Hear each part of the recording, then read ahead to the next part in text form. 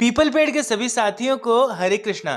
दोस्तों, जन्माष्टमी के शुभ अवसर पर हम आपके लिए लेकर के आए हैं कृष्ण लीला से जुड़ी कई सारी कथाएं। अब तक हमने इस सीरीज के 3 भाग आपके सामने पेश किए हैं। चौथे भाग में हम आपको सुनाने जा रहे हैं पूतना वध।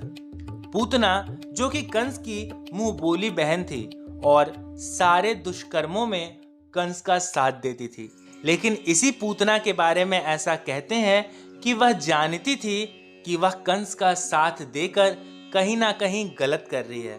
इतना ही नहीं, वह यह भी जानती थी कि जब वह भगवान कृष्ण को अपना दूध पिलाने जा रही है तब भगवान कृष्ण उसे पहचान जाएंगे और उसकी मृत्यु हो जाएगी।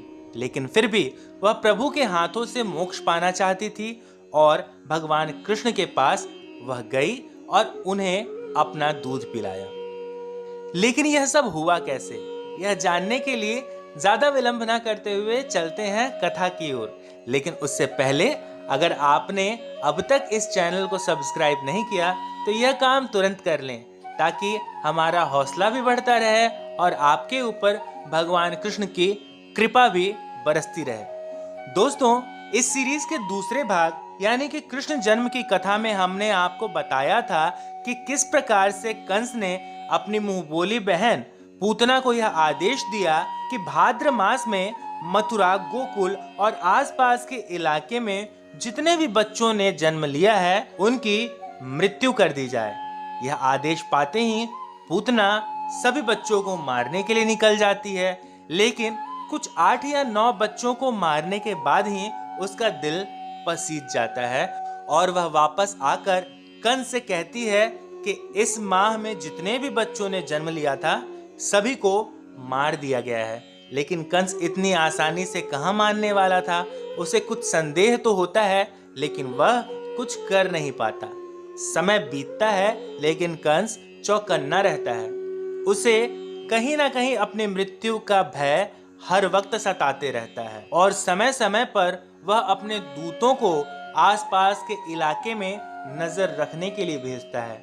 उसके दूत छोटे बच्चों की हत्या करते रहते हैं, लेकिन कई बार उसके दूत भी मारे जाते हैं। जब उसके दूत एक के बाद एक मारे जाने लगते हैं तब कंस को संदेह होता है कि कहीं ना कहीं देवकी का 8वां पुत्र जिंदा है और वही इस लीला को रच रहा है।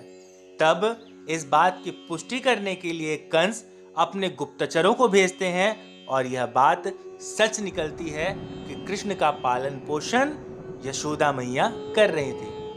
तब कंस अपनी मुंह बोली बहन पूतना को एक बार फिर से बुलाता है और उसे आदेश देता है कि वह जाकर किसी भी तरीके से कृष्ण की हत्या करे।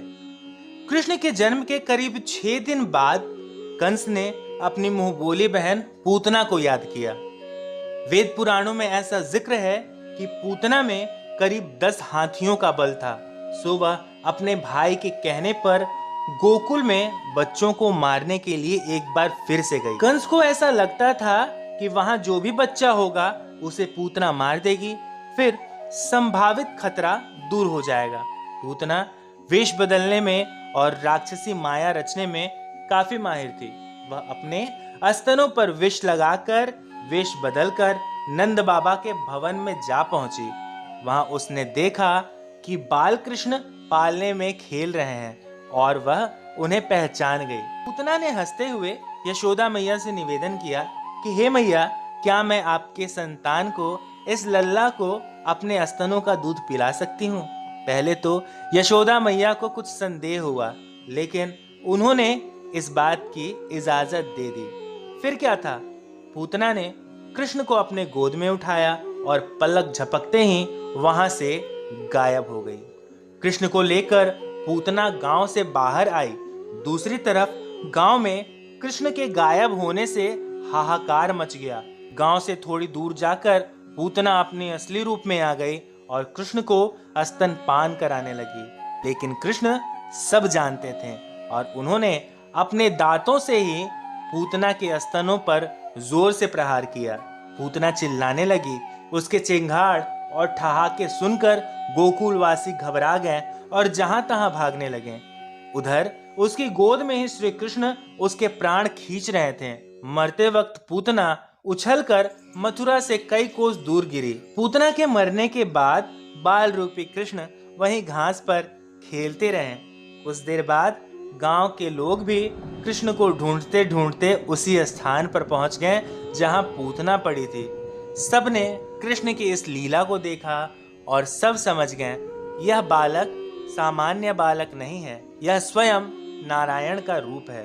तत्पश्चात नंद बाबा ने कृष्ण को गोद में उठाया और नगर वासियों को भी यह समझ में आ गया कि हो न हो यह कृत्य कंस के द्वारा ही किया गया है। दोस्तों, जिस जगह पर पूतना ने कृष्ण को स्तनपान कराया था वह स्थान आज भी है।